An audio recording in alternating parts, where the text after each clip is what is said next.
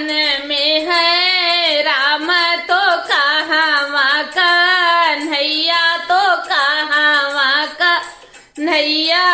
हो सखिया कहाँ जाना में हनुमान तीनियू घरे सोहर तीनियू घरे